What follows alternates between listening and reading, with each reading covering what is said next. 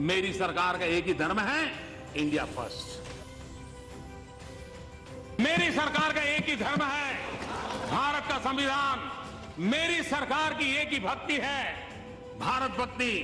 मेरी सरकार की एक ही पूजा है, 125 करोड़ देशवासियों का कल्याण। मेरी सरकार की एक ही कार्यशैली है, सबका साथ सबका विकास।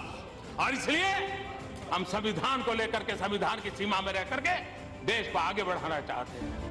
वो जो मुश्किलों का अंबार है, वो जो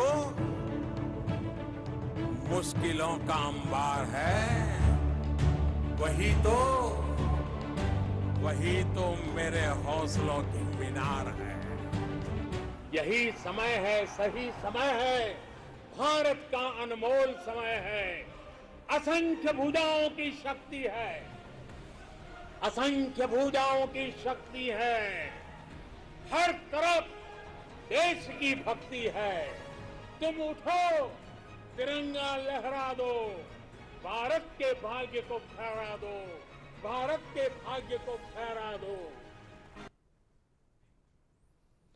नमस्कार, हमारे खास कार्यक्रम में आपका स्वागत है। मैं हूं आदित्य श्रीवास्तव। आज बात होगी सेवा और समर्पण के 21 सालों की।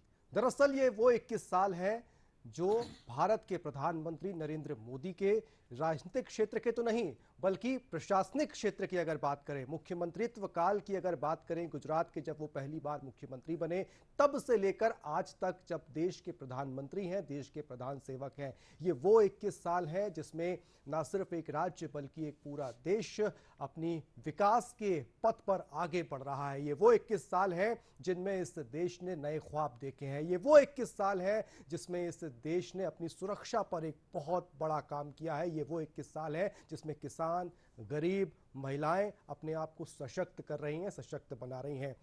कैसा पूरा व्यक्तित्व प्रधानमंत्री का नरेंद्र मोदी का है। और उनका जन्मदिन 17 सितंबर को इस देश ने मनाया है। प्रधानमंत्री ने अपने जन्मदिन पर देश को एक तोहफा भी दिया है, या ये कहें कि देश को एक रिटर्न गिफ्ट भी दिया है। जो 70 साल से चीते इस देश में नहीं थे, वो चीते भारत आ चुके हैं और प्रधानमंत्री ने अपने जन्मदिन पर उनको भी भारत लाकर इस देश को रिटर्न गिफ्ट दिया है। लेकिन कैसा उनका पूरा व्यक्तित्व रहा, कैसे ये पूरे 21 साल इस देश के रहे हैं, एक रिपोर्ट आपको दिखाते हैं, फिर इस पर विस्तार से चर्चा करेंगे।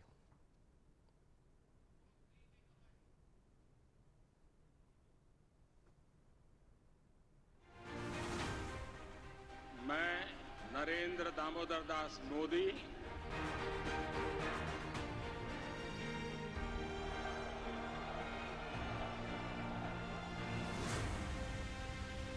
ये कहानी उस शख्सियत की है जो दुनिया के सबसे शक्तिशाली नेताओं में से एक है। ये कहानी उस राजनेता की है जो दुनिया के सबसे बड़े लोकतंत्र के सबसे लोकप्रिय प्रधानमंत्री हैं। आज बात उस व्यक्तित्व की होगी जिसने 130 करोड़ देशवासियों की जिंदगी को बेहतरीन बनाने और मानवता की सेवा करने का लिया है संकल्प। मैं नरेंद्र दामोदर दास मोदी ईश्वर की शपथ लेता हूं। नरेंद्र मोदी की जिंदगी संघर्ष, सपनों और समर्पण की कहानी है। ये कहानी उस विराट व्यक्तित्व की है जिसके लिए सेवा ही सत्ता है, जिसके लिए ना कोई छोटा है ना बड़ा, ना कोई हिंदू है ना मुसलमान, जिसने दिया है सबको साथ लेकर सबके प्रयास से सबके विकास का नारा।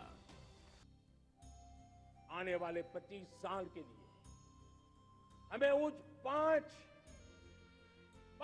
प्राण पर अपनी शक्ति को केंद्रित करनी है। तो पहला प्राण, अब देश बड़े संकल्प लेकर के ही चलेगा।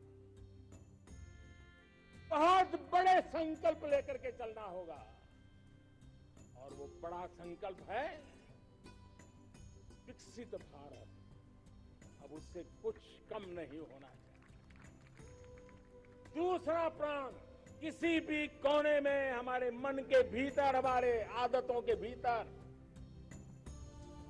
गुलामी का एक भी अंश अगर भी अभी भी है तो उसको किसी भी हालत में बचने नहीं देना। तीसरी प्राण शक्ति, हमें हमारी विरासत पर गर्व होना चाहिए। चौथा प्राण, वो भी उतना ही महत्वपूर्ण है और वो है एकता और एकजुटता। और पांचवा प्राण है नागरिकों का कर्तव्य। नरेंद्र मोदी की यात्रा गुजरात के वडनगर की गलियों से शुरू होती है। रेलवे से रॉयल पैलेस जिंदगी का रास्ता बड़ा कठिन होता है। 17 सितंबर 1950 को जन्मे नरेंद्र मोदी दामोदर दास मोदी और हीराबा की तीसरी संतान थे। आरंभिक जीवन बेहद गरीबी में बीता। नरेंद्र मोदी स्कूल के बाद स्थानीय रेलवे स्टेशन पर बनी पिता की चाय की दुकान में हाथ बटाते थे। लोकतंत्र में अगर जनता जनार्दन जो ईश्वर का रूप है वो फैसला कर ले तो फिर एक चाय बेचने वाला भी उनका प्रतिनिधि बनकर के रॉयल पैलेस में हाथ मिला सकता है। सिर्फ 17 साल की उम्र में नरेंद्र ने घर छोड़ने और देश भ्रमण का फैसला किया।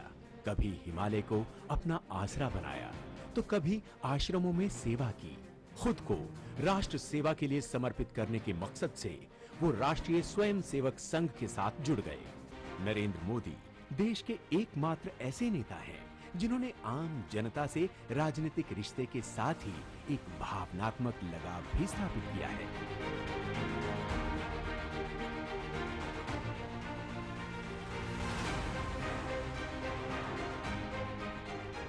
ये मेरा सौभाग्य है कि मैं हिंदुस्तान से 400 के अधिक जिलों में रात्रि मुकाम करने का मुझे सौभाग्य मिला है, लोगों से मिलने का सौभाग्य मिला है। तो मेरी जिंदगी तो एक मजदूर की जिंदगी है। भाई मजदूर की तरह ही जिया हूँ। जब तक ये शरीर मदद करें मजदूर की तरह ही जीना है और हिंदुस्तान का मजदूर नंबर 1 कहलाने का मुझे आनंद होगा। साल 2014 के चुनावी नतीजे इस बात की तस्दीक करते हैं। नतीजों ने न सिर्फ नरेंद्र मोदी को देश के सबसे लोकप्रिय नेता के तौर पर स्थापित किया, बल्कि इसके चलते 3 दशकों बाद केंद्र में पहली बार किसी अकेली पार्टी को पूर्ण बहुमत मिला और वो भी गैर कांग्रेस। तो रेलवे से रॉयल पैलेस तक का सफर, इसका जिक्र प्रधानमंत्री अक्सर करते हैं।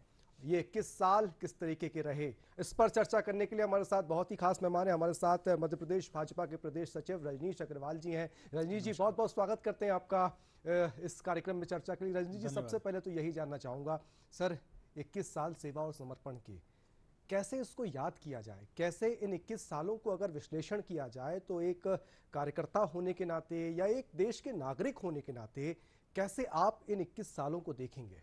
देखिए, जैसा आपने कहा ना कि रेलवे से रॉयल, तो ये गांव की पगडंडी से शहर की अट्टालिकाओं तक होकर गुजरने वाला व्यक्तित्व है, जिसने अभाव देखा है, जिसने गरीबी देखी है, जिसने मजदूरी की है, जिसने चाय बेची है, जिसने एक बड़ा परिवार अभाव में कैसे जीता है। माँ बर्तन मांजने, घर का काम करने दूसरों के घरों में जाती है और उनका पेट पालती है, पढ़ाती है। वो उस परिवार से होते हुए, गुजरते हुए, तमाम संघर्षों को झेलते हुए और हिमालय में तप करते हुए भी, संगठन का काम करते हुए भी, लोगों को समझने का काम, जो वो कह रहे हैं आपके ही एक संपादक के साथ में कि हमने 400 से ज्यादा जिलों में मुकाम किया है, यानी वहां उन जिलों से साक्षात्कार किया है। तब जब ऐसा व्यक्ति किसी पद पर प्रशासनिक तौर पर बैठता है तो उसके अंदर वो अनुभव बोलता है।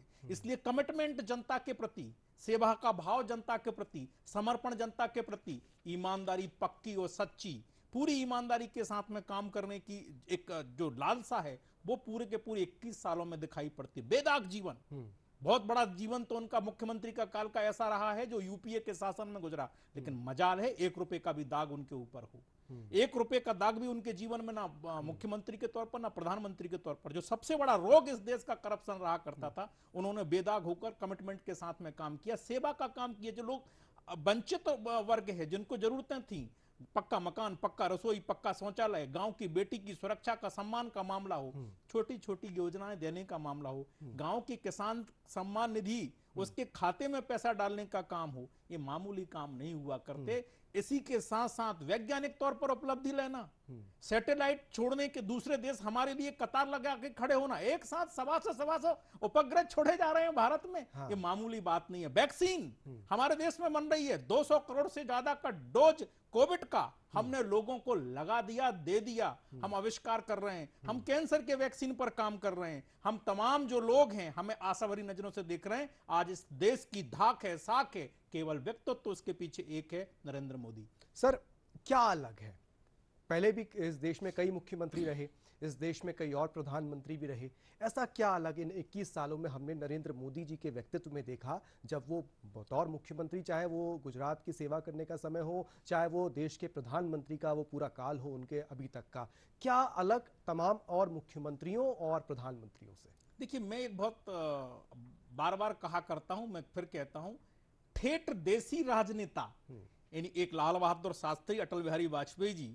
लाल बहादुर शास्त्री भारतीय जनता पार्टी के नहीं थे, जनसंघ के नहीं थे, कांग्रेस के थे, लेकिन ठेठ देसी राजनेता जो रचे पगे भारत की भारतीयता में, वो अटल बिहारी वाजपेयी जी और अब नरेंद्र मोदी जी। तो वो एक तो ठेठ देसी राजनेता, कमिटमेंट के साथ कम काम करने वाले जुनूनी राजनेता। अटल जी के साथ में एक संकट रहा कि उनको बहुमत की सरकार नहीं मिली, वो कई दलों, 2 दर्जन से ज्यादा दलों को साथ मिलाकर काम करते रहे। ये बहुमत के साथ में आए हुए प्रधानमंत्री हैं, इसलिए पूरे इच्छा शक्ति के साथ में तमाम प्रकार के जो काम अधूरे थे उनको करने का भी इन्होंने लक्ष्य लिया, संकल्प लिया और सिद्ध किया। रजनीश जी, क्या वो बड़े काम, कई ऐसे काम इस देश में ऐसे देखने को मिले पिछले 8 सालों की अगर बात की, जब से 2014 26 मई 2014 से प्रधानमंत्री ने शपथ ली, नरेंद्र मोदी जी ने प्रधानमंत्री पद की, और आज तक की अगर हम बात करें, क्या वो ऐसे बड़े काम जिनको कई वर्षों तक याद किया जाएगा प्रधानमंत्री के नरेंद्र मोदी के कार्यकाल को अगर समझने अभी तक? देखिए, मैं धारा 370-35 से हटाने का मामला है, 3 तलाक का मामला है, राम मंदिर बनने का मामला है, मैं इन मुद्दों का जिक्र मात्र नहीं करूंगा। भ्रष्टाचार से मुक्ति की बात केवल भाषणों में नहीं कही, सिद्ध करके दिखाए। जनधन खाते जिनका मजाक उड़ाया करते थे विपक्ष के लोग, विपक्ष के नेता, यानी एक खाता खुलने मजाक का विषय बन गया था। खाते नहीं थे हमारे लोगों के, नागरिकों के, उनका खाता खुलवाया और उनको जो मदद देनी थी उनके खातों में डाली। जो प्रधानमंत्री रहे राजीव गांधी जी कहा करते थे 1 रुपए भेजते हैं 15 पैसे पहुंचता है, 85 पैसे गायब हो जाता है, उन्होंने स्वीकार किया, लेकिन पकड़ा तो नहीं, उनका समाधान तो नहीं किया। इन्होंने वो 85 पैसे ना केवल पकड़ने का काम किया, बल्कि सीधा का सीधा 1 रुपए खाते में डालने का काम किया। इसीलिए गैस की सब्सिडी या गैस का दाम सीधा उसके पास, इसीलिए प्रधानमंत्री आवास योजना की मदद सीधा उसके खाते में, इसीलिए जब कोविड के दौरान महिलाओं को पैसा दिया सीधे खाते में, इसीलिए किसान सम्मान निधि 6,000 उन्होंने 4,000 मुख्यमंत्री शिवराज जी ने सीधे खाते में डालने का काम। एक नहीं, ढेरों योजनाएं, गर्भवती योजनाओं को 16,000 देने का मामला हो, चाहे वो मातृवंदना योजना का मामला, राज्य भी अब उसका लाभ उठा रहे हैं और तमाम प्रकार से पूरा जीवन अपना सुखमय और समृद्धि की तरफ आगे बढ़ाने का काम कर रहे हैं। उन्होंने कनेक्ट कर दिया, बीच में कोई दलाली नहीं, हमारे बीच में देश कोई में, कमीशनखोरी नहीं। हमारे देश में रजनीश जी कई अलग अलग विभिन्न दल हैं, अलग अलग दलों की अलग अलग राज्यों में सरकारें हैं, और टीम इंडिया बना के चलना, वो एक कप्तान के तौर पर जिसे हम कहें कि तमाम राज्यों में जो अलग अलग दलों की सरकारें हैं, जहां पर भाजपा की सरकारें नहीं भी हैं, कांग्रेस है या कोई और क्षेत्रीय दल हैं, उन टीम इंडिया के साथ देश को आगे लेके जाना ये आसान बात नहीं है। आप ही ने शुरुआत में कहा कि पूर्ण बहुमत की सरकार अटल बिहारी वाजपेयी जी के समय पे नहीं थी, आज पूर्ण बहुमत की सरकार इस देश के अंदर है, वो तो केंद्र में है, लेकिन राज्यों में जहां पर आपकी सरकारें नहीं है, यानी कि भारतीय जनता पार्टी की सरकारें नहीं है, उसके बावजूद भी उनको साथ लेकर चलना, उनको एक लेकर चलना, ये कितना बड़ी इच्छा शक्ति है इसके पीछे? देखिए, बहुत बढ़िया सवाल किया आदित्य जी, आपको धन्यवाद। ये टीम इंडिया शब्द जो आपने इस्तेमाल किया, ये दिया हुआ शब्द माननीय प्रधानमंत्री जी का है, वो भी राज्यों के साथ संबंध को लेकर। उन्होंने कहा राजनीति अपनी जगह है, चलती रहेगी, होती रहेगी, लेकिन जब बात गवर्नेंस को लेकर हो, बात सरकारों को लेकर हो, तो हम टीम इंडिया के साथ में काम करेंगे। संघीय ढांचा हमने अपनाया है ना, और कई राज्य तो ऐसे हैं साहब जहां भाजपा के दहाई में भी विधायक नहीं है, सरकार बनना तो दूर है, एक लंबी उनकी भी सूची है। लेकिन टीम इंडिया की स्पिरिट के साथ में हमने काम करके इन 8 सालों में दिखाया है। मैं 2 उदाहरण देता हूं। एक जीएसटी का, जीएसटी में जब से लागू हुआ तब से आज दिनांक तक कोई भी निर्णय बहुमत से नहीं हुआ, सर्वसम्मति से हुआ। भले ही विपक्ष के दल बाहर आके कोई भी आरोप प्रत्यारोप लगाने का काम करें, वोट डाल के बहुमत के आधार पर निर्णय नहीं, सर्वसम्मति के आधार पर। दूसरा सबसे बड़ा उदाहरण कोविड के दौरान आया। एक दूसरे के साथ में तादात्म्य बनाकर, संबंध बनाकर और लोगों को राहत पहुंचाने का काम किया। तमाम बंधनों को तोड़कर, तमाम राजनीतिक बाधाओं को पार करते हुए एक दूसरे के साथ में टीम इंडिया की स्पिरिट के साथ में काम करने के में जुटे रहे। कहीं कोई कमी है तो उसको दूर दूसरा राज्य कर रहा है, छोटी मोटी कोई अड़चने भी आई उसको दूर करने के काम सब मिल बैठकर कर रहे हैं। एक साथ वर्चुअल बैठ रहे हैं, मुख्यमंत्री बैठ रहे हैं प्रधानमंत्री के साथ में, और वो अपने तमाम प्रकार की समस्याओं का जिक्र कर रहे हैं, समाधान पा रहे हैं। मुझे लगता है वो सबने देखा है, क्योंकि वो ऐसी वर्चुअल मीटिंग्स भी जनता के सामने हुआ करती थी। और ये अच्छे उदाहरण हैं, मैं कई उदाहरण और दे सकता हूं, लेकिन वो स्पिरिट इस देश को आगे बढ़ाने में काम आती है। ये देश विश्व गुरु की तरफ आगे बढ़ रहा है रजनीश जी, और प्रधानमंत्री की छवि अगर देखें तो अंतर्राष्ट्रीय स्तर पर एक अलग छवि डेवलप हुई है।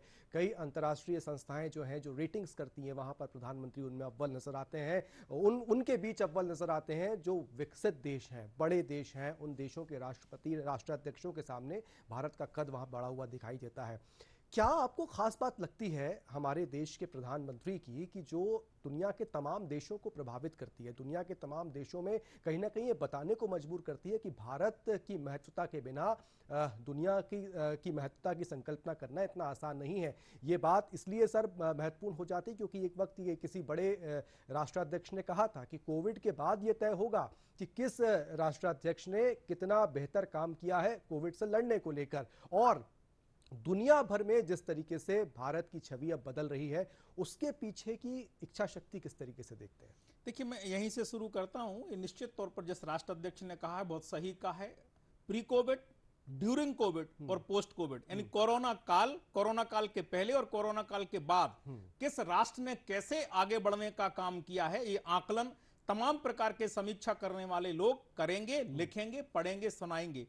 एक बात मैं बताऊं, प्रधानमंत्री नरेंद्र मोदी जी के अंदर वो आत्मविश्वास, भारतवर्ष के प्रधानमंत्री के तौर पर, और वो आत्मविश्वास जो कहीं क्षीण हो गया था, वो आत्मविश्वास दिखाई पड़ा। उन्होंने कहा था, हम आंख से आंख मिलाकर दूसरे राष्ट्र के अध्यक्षों से बात करेंगे, ना आंख झुकाकर ना आंख उठाकर। वो आत्मविश्वास कहां पैदा होता है कि हम वो लोग हैं। जब दुनिया के लोग भूखे नंगे घूमा करते थे, तब हम तक्षशिला और नालंदा जैसे विश्वविद्यालय चलाया करते थे। ये वो लोग हैं, हम वो लोग हैं। उन लोगों को बताने का काम की योग आयुर्वेद के दम पर हम लोगों का समाधान किया करते थे स्वास्थ्य के तौर पर, वो इससे वंचित रहा करते थे।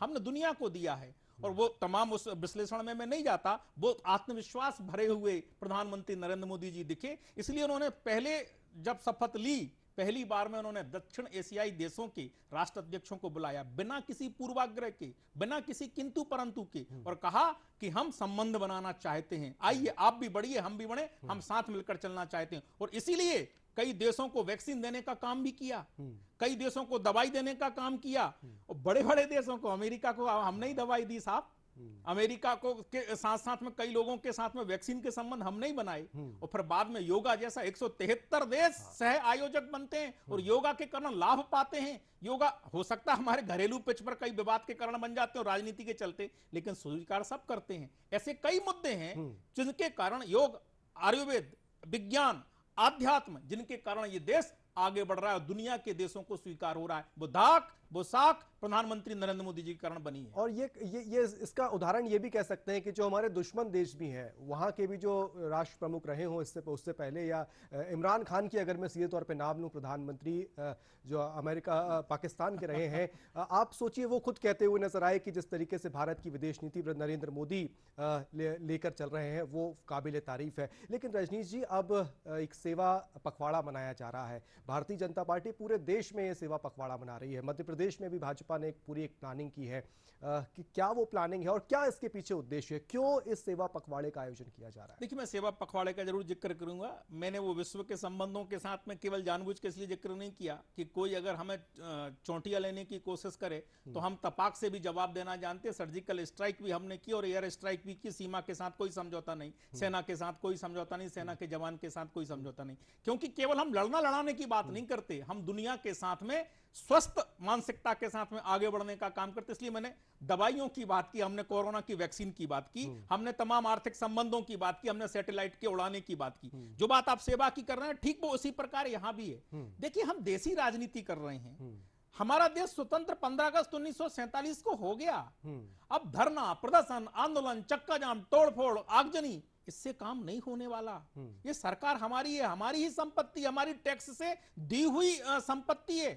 धन हमारा अपना है, सबका है, राष्ट्र का है। उसको क्षति पहुंचाकर कौन सा आप अपना कर्तव्य पूरा कर रहे हैं। इसलिए मुझे लगता है इस देश के तमाम संगठनों को, राजनीतिक दलों को समझना होगा कि हमें सेवा की भावना के साथ आगे बढ़ना होगा। ये धरती सेवा करना सिखाती है, समाज सेवा करना सिखाती है। इसलिए प्रधानमंत्री नरेंद्र मोदी जी का जो सोच रहा है, जो विचार रहा है, उसी के आधार पर उनके जन्मदिन 17 सितंबर से लेकर गांधी जयंती 2 अक्टूबर तक भारतीय जनता पार्टी सेवा पखवाड़ा है। सेवा पखवाड़ा में रक्तदान शिविर, जो तमाम प्रकार की ब्लड बैंक के हम फुल कर देंगे। हमारे युवाओं ने ठाना। वृक्षारोपण 25 लाख 17 सितंबर को, 25 लाख 25 सितंबर को, 25 लाख 2 अक्टूबर को। और सुरक्षित वृक्षारोपण, केवल फोटो खींचू वृक्षारोपण नहीं कि फोटो खींचा और दूर बकरी खा गई, गाय खा गई, केवल नहीं। सुरक्षित वृक्षारोपण करने का काम। स्वास्थ्य परीक्षण शिविर, कुछ नहीं, हम नहीं इलाज करा सकते तो कम से कम स्वास्थ्य का परीक्षण तो करा सकते हैं। आयुष्मान भारत कार्ड उसका नहीं बना होगा, वो बनवा सकते हैं। 5 लाख तक का स्वास्थ्य का बीमा प्रधानमंत्री नरेंद्र मोदी जी ने दिया, उसका लाभ सुनिश्चित करा सकते हैं। तमाम प्रकार के जो दिव्यांग हैं उनको कृत्रिम उपकरण देकर उनको अगर उनकी जीवन हम आसान कर बना सकते हैं तो वो देने करने का काम। अभी टीबी के कई तादाद में रोगी हैं, हमने तय किया है कि बिना किसी नाम पहचान को उजागर किए हम उनको गोद लेने का काम करेंगे, उनका इलाज कराएंगे और उनको टीबी से मुक्त करने का काम करेंगे।